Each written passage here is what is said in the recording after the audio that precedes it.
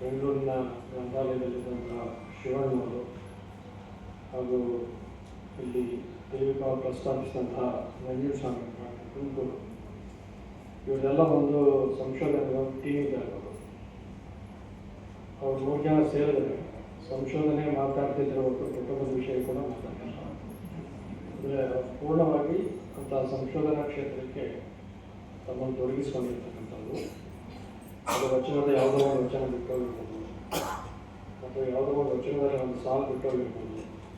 ಅದನ್ನೆಲ್ಲ ಎತ್ತಿ ತೆಗೆದು ಅದನ್ನು ಸಹೃದಯರಿಗೆ ಓಡಿಸಬೇಕು. ಇಂತಹದ್ದು ಸಾಹಿತ್ಯದಲ್ಲಿ ಅಮೂಲ್ಯವಾದಂತಹ ಸಂಗತಿಗಳಿದೆ ಅಂತಕ್ಕಂಥದ್ದನ್ನು ಗಲ್ಲಿಂಗಿ ಶಿವಗಳ ಒಂದು ವಚನ ಕೂಡ ಒಂದು ಲಭ್ಯ ಇರಲಿಲ್ಲ. ಅದನ್ನು ಶಿವಣ್ಣವರೇ ಪತ್ತೆ ಮಾಡಿ ಗಲ್ಲಿಂಗಿಗಳು ಇನ್ನೊಂದು ವಚನ ಬಿಟ್ಟೋಗಿದೆ ಅಂತ ಪತ್ತೆ ಮಾಡಿ ಅದನ್ನು ಪ್ರಕಟ ಮಾಡುವ ಕೀರ್ತಿ ಕೂಡ ಅವರಿಗೆ ಸಲ್ಲುತ್ತೆ. ಅಂತಹ ಒಂದು ಸಂಶೋಧನೆಯ ಹಿನ್ನೆಲೆಯಲ್ಲೇ ಬಂದಂಥವರು. ಅವ್ರ ಕೌಟುಂಬಿಕವಾದಂಥ ಅನೇಕ ಸಮಸ್ಯೆಗಳಿದ್ದರೂ ಕೂಡ ಅದು ಯಾವುದನ್ನು ಅವಲಕ್ಷಿಸಿದೆ. ಈಗ ಪ್ರಕಾಶ್ ಗೌಡರು ಪ್ರಸ್ತಾಪಿಸಿದಾಗೆ ಮುಂದೆ ಅವರು ಸಾಹಿತ್ಯ ಕ್ಷೇತ್ರಕ್ಕೆ ಸಲ್ಲಿಸಿದಂತಹ ಸೇವೆ ಸ್ಮರಣೀಯವಾಗಿರಬೇಕು. ಅದಕ್ಕಿಂತ ಹೆಚ್ಚಾಗಿ ಸಾಹಿತ್ಯ ಕ್ಷೇತ್ರದಲ್ಲಿ ತೊಡಗಿಸಿಕೊಂಡವರನ್ನು ಅಭಿನಂದಿಸಿ ಪ್ರೋತ್ಸಾಹಿಸಬೇಕು ಅಂತ ನಮ್ಮ ಸದಾಶಯದಿಂದ ಶಿವಲಿಂಗ ದಂಪತಿಗಳ ಹೆಸರಿನಲ್ಲಿ ಇಟ್ಟಿರುವಂತಹ ಪ್ರಶಸ್ತಿಯ ಪ್ರದಾನ ಸಮಾರಂಭದಲ್ಲಿ ನಾವು ಸೇರಿದ್ದೇವೆ. ಹಾಗೆ ಇಲ್ಲಿ ಪ್ರೊಫೆಸರ್ ಸೋಮಶೇಖರ್ ಪ್ರಸ್ತಾಪಿಸಿದಾಗೆ ಶಕುಂತಲಾ ವಿಜಯದೇವ್ ಅವರು ಕೂಡ ಒಂದು ಪ್ರಶಸ್ತಿಯನ್ನು ಕೊಟ್ಟಿದ್ದಾರೆ. ಗುರು ಚನ್ನಬಸಪ್ಪನವರು ಪರಿಷತ್ತಿನ ಅಧ್ಯಕ್ಷರಾಗಿದ್ದಂಥವರು.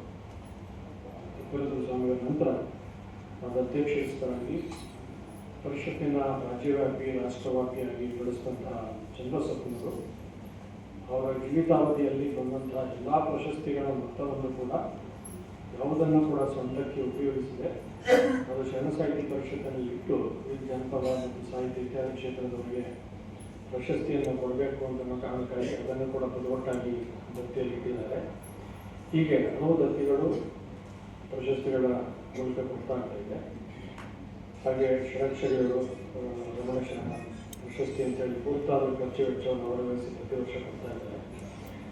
ಇದಲ್ಲದೆ ಉಪನ್ಯಾಸಗಳನ್ನು ಏರ್ಪಡಿಸಲಿಕ್ಕೆ ಬೇರೆ ಬೇರೆ ಕಾರ್ಯಕ್ರಮಗಳನ್ನು ಏರ್ಪಡಿಸಲಿಕ್ಕೆ ಕೂಡ ಅನೇಕ ರೀತಿಯ ದತ್ತಿಗಳನ್ನು ದಾನಿಗಳು ಉದಾಹರಣವಾಗಿ ಪರಿಷತ್ತಿಗೆ ಕೊಟ್ಟಿರೋ ಕಾರಣದಿಂದಾಗಿ ತಿಳಿಸ್ತಾರೆ.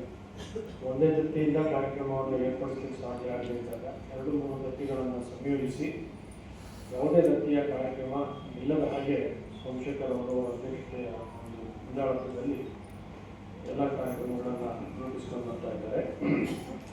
ಪೂಜ್ಯ ಜಗದ್ಗುರು ಶಿವನಾಥ ರಾಘವೇಂದ್ರ ಮಹಾಸ್ವಾಮಿಗಳವರು ಅವರ ಪಟ್ಟಾಧಿಕಾರದ ಸುವರ್ಣ ಮಹೋತ್ಸವದ ಶುಭಾವಸರದಲ್ಲಿ ಶರಣ ಸಾಹಿತ್ಯ ಪರಿಷತ್ತು ಮತ್ತು ಶಿವರಾತ್ರೀಶ್ವರ ದತ್ತಿಯರನ್ನು ಕೂಡ ಸಂಸ್ಥಾಪಿಸಿ ಅದು ಚಿರಸ್ಥಾಯಿಯಾಗಿ ಸಮಾಜಕ್ಕೆ ಒಂದು ಬೋಧಪ್ರದವಾಗಿರಬೇಕಂತಹ ಕೆಲಸ ಆಗಬೇಕು ಅಂತ ಸದಾಶಯವನ್ನು ಪ್ರಾರಂಭ ಮಾಡಿದಂತಹ ಸಂಸ್ಥೆಗಳು.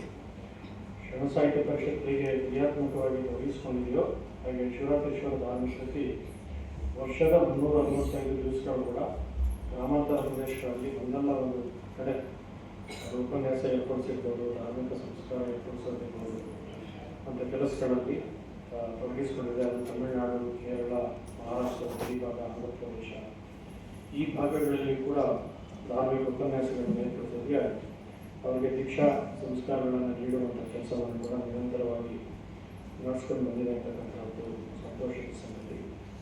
ಅದರ ಆಶ್ರಯದಲ್ಲಿ ಇವತ್ತು 4 ಜನ ವಿದ್ವಾಂಸರಿಗೆ ಇಲ್ಲಿ ಪ್ರಶಸ್ತಿಯನ್ನು ಪ್ರಮಾಣವಾಗಿದೆ. ವಸಂತ ಕುಮಾರ್ ಅವರು ಮೈಸೂರಿನಲ್ಲೇ ಸ್ನಾತಕೋತ್ತರ ಪದವಿಯನ್ನು ಪಡೆದಂಥವರು. ಒಬ್ಬ ಹಿರಿಯ ವಯಸ್ಸಿನಲ್ಲೇ ಅಧ್ಯಯನದಲ್ಲಿ ಆಸಕ್ತಿಯನ್ನು ಪಡೆದುಕೊಂಡು ಅಧ್ಯಯನ ಅಂತ ಅನ್ನೋದು ಕೇವಲ ಮೇಲ್ಸ್ತರದ ಅಧ್ಯಯನ ಆಗದೆ ಆಳವಾಗಿ ಅಧ್ಯಯನ ಮಾಡಿದಾಗ ಮಾತ್ರ ವಾಸ್ತವವಾದ ಸತ್ಯ ಸಂಗತಿಗಳನ್ನು ಅರ್ಥ ಮಾಡಿಕೊಳ್ಳಲಿಕ್ಕೆ ಸಾಧ್ಯ ಅಂತ ಅನ್ನೋದನ್ನು ಅರ್ಥ ಮಾಡಿಕೊಂಡಿರುವ ಅಪರೂಪದ ವಿದ್ವಾಂಸರಲ್ಲಿ ವಸಂತ ಕುಮಾರ್ ಅವರು ಒಬ್ಬರಾಗಿದ್ದಾರೆ. ಅವರು ಹೇಗೆ ತರಗತಿಯಲ್ಲಿ ಬೋಧಿಸ್ತಾ ಹಾಗೆ ಸಾರ್ವಜನಿಕವಾಗಿ ಪ್ರವಚನ ನೀಡ್ತಕ್ಕಂಥದ್ದು ಮತ್ತು ಸಂವಾದಗಳಲ್ಲಿ ಭಾಗವಹಿಸ್ತಕ್ಕಂಥದ್ದು, ಪ್ರಕಾಶನದ ಸಂದರ್ಭಗಳು ಹೀಗೆ ವಿವಿಧ ಗುರುಗಳಲ್ಲಿ ತಮ್ಮ ಸೇವೆಯಲ್ಲಿ ತೊಡಗಿಸಿಕೊಂಡಿದ್ದಾರೆ. ಮತ್ತು ಪ್ರಾಧಿಕಾರದ ಅಧ್ಯಕ್ಷರಾಗಿ ಮತ್ತು ಪುಸ್ತಕಗಳ ಆಯ್ಕೆ ಸಮಿತಿ ಅಧ್ಯಕ್ಷರಾಗಿ ಹಿರಿಯ ವಯಸ್ಸಿನಲ್ಲೇ ಹಿರಿದಾದಂತಹ ಜವಾಬ್ದಾರಿಗಳನ್ನು ನಿರ್ವಹಿಸಿದಂಥ ಶ್ರೇಯಸ್ಸು ವಸಂತ ಕುಮಾರ್ ಅವರಿಗೆ ಸಲ್ಲುವಂತಹದ್ದು. ಕಲ್ಯಾಣರಾವ್ ಪಾಟೀಲ್ ಅವರು ಮಾತನಾಡ್ತಾ ಹೇಳಿದ್ದಾರೆ, ಶರಣಬಸವೇಶ್ವರ ಸಂಸ್ಥಾನದ ಬೆಳೆದಂಥವರು ಶರಣಬಸಪ್ಪ ಪಾಪ ಅವರು ಅಲ್ಲಿ ಹಿರಿಯ ಪಾಪ ಅವರಿಂದ ಪ್ರಾರಂಭವಾದಂತಹ ಸಂಸ್ಥೆಗಳನ್ನು ವಿಶೇಷವಾಗಿ ಒಂದು ಶೈಕ್ಷಣಿಕ ಗುಣಮಟ್ಟದಲ್ಲಿ ಬೆಳೆಸಿಕೊಂಡವರು. ಅಲ್ಲಿ ಕಲಿತಂತಹ ಅನೇಕ ವಿದ್ಯಾರ್ಥಿಗಳು ಇವತ್ತು ದೇಶದಾದ್ಯಂತ ಪ್ರತಿಷ್ಠಿತವಾದ ಸ್ಥಾನಗಳನ್ನು ಅಲಂಕರಿಸಿರ್ತಕ್ಕಂಥದ್ದು ಕೂಡ ಸ್ಮರಣೀಯವಾಗಿರ್ತಕ್ಕಂಥದ್ದು. ಅಂತ ಹಿನ್ನೆಲೆಯಲ್ಲಿ ಬಂದು ಹಿರಿಯರ ಮಾರ್ಗದರ್ಶನವನ್ನು ಪಡೆದು ಅತ್ಯುತ್ತಮವಾದ ರೀತಿಯಲ್ಲಿ ಸಾಹಿತ್ಯ ಕ್ಷೇತ್ರದಲ್ಲಿ ತೊಡಗಿಸಿಕೊಂಡಿರುವಂಥವರು ಇಲ್ಲಿ ಅಭಿನಂದಿತರಾಗಿದ್ದಾರೆ.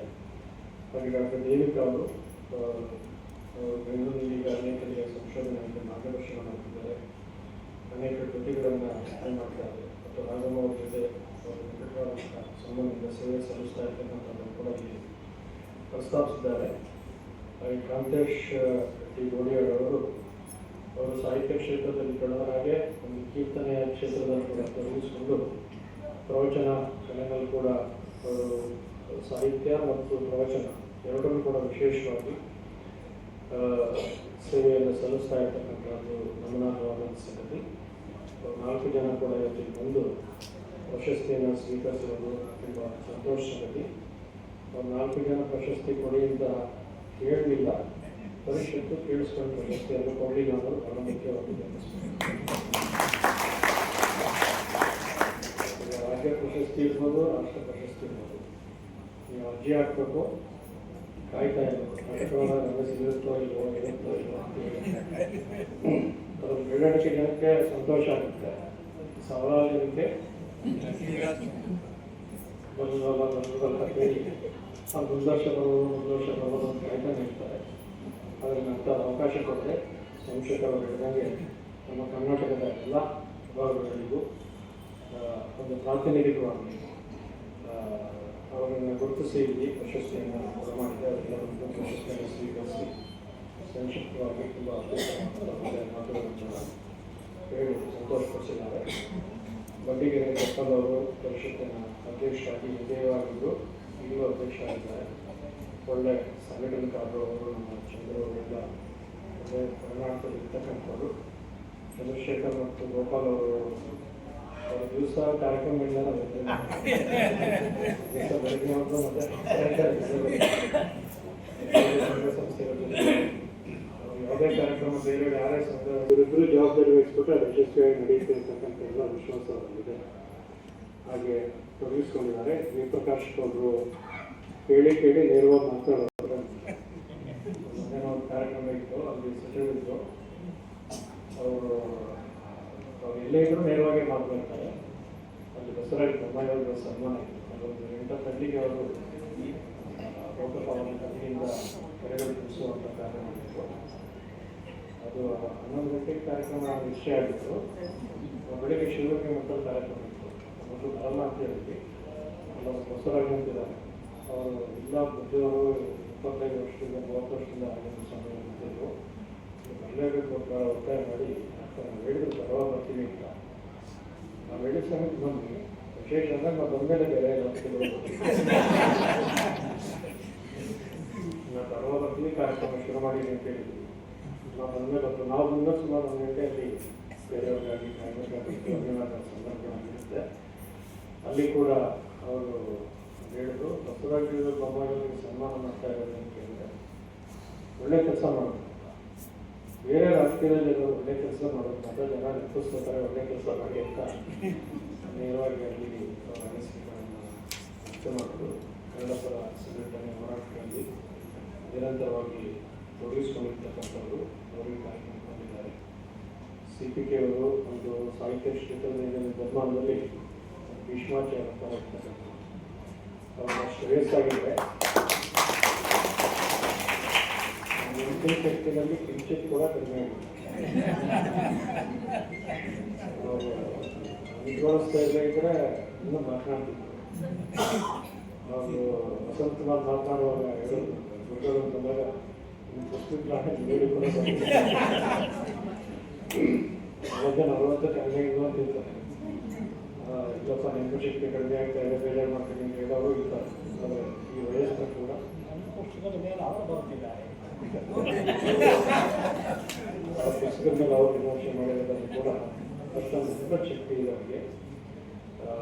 ಒಂದು ಸಾಹಿತ್ಯದ ಅತ್ಯಂತ ಆತ್ಮೀಯವಾದಂತಹ ಒಡನಾಟವನ್ನು ಹೊಂದಿರತಕ್ಕಂಥವರು, ಕುವೆಂಪು ಅವರ ಸಾಹಿತ್ಯದಿಂದ ಪ್ರಭಾವಶಾಲಿಗಳಾಗಿರ್ತಕ್ಕಂಥವರು, ಜನರಲ್ಲಿ ಮಹಾಕೃಷ್ಣನಲ್ಲಿ ನಡೆದಂಥದ್ದು ಸಾಹಿತ್ಯದ ಎಲ್ಲ ಪ್ರಕಾರಗಳಲ್ಲೂ ಕೂಡ ಅದು ಗಂಭೀರವಾದಂತಹ ಒಂದು ಕಾವ್ಯಮೀಮಾಂಸೆಯಂಥ ಒಂದು ಛಂದಸ್ಸಿರ್ಬೋದು, ಎಲ್ಲರ ಜೊತೆಗೆ ಚುಟುಕು ಬರಹಗಳಿರ್ಬೋದು. ಒಬ್ಬ ಸಾಹಿತಿ ಎಲ್ಲ ಕ್ಷೇತ್ರದಲ್ಲೂ ತನ್ನ ಪ್ರಾವೀಣ್ಯತೆಯನ್ನು ತೋರಿಸ್ಬೋದು ಅನ್ನೋಕ್ಕೆ ಒಂದು ಉದಾಹರಣೆ ಅಂತಂದರೆ ಸ್ಪೀಕಿಂಗ್ ಇರ್ತಕ್ಕಂಥದ್ದು. ಜಿ ಎಸ್ ಶಿವಲಿಂಗ ಕಾರ್ಯಕ್ರಮಕ್ಕೆ ಕಾರಣ ಅಂತಂದ ಬರಲಿಕ್ಕೆ ಸಾಧ್ಯ ಆಗಿಲ್ಲ.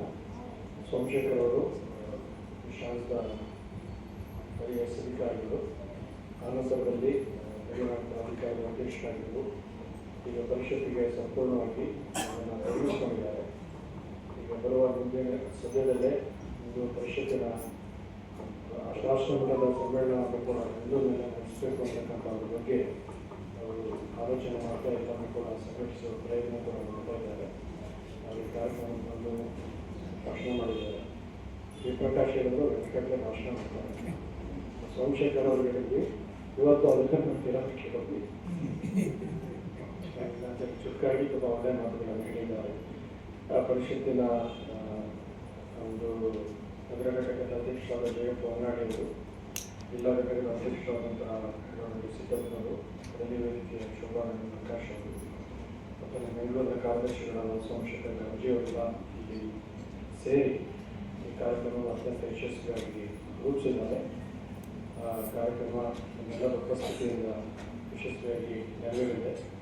ನಾವೆಲ್ಲರೂ ಕೂಡ ಅಷ್ಟು ಶುಭಾಶಯವನ್ನು ಕೋರಿದ್ದೀರಿ. ಬಹುಶಃ ಇಷ್ಟೆಲ್ಲ ವಿದ್ವಾಂಸರು ಬರ್ತಾರೆ ಅಂತಲೇ ಇವತ್ತು ರಾಜೇಂದ್ರ ಸಭಾವನ್ನು ಹೌಸ್ಫುಲ್ ಆಗಿದೆ.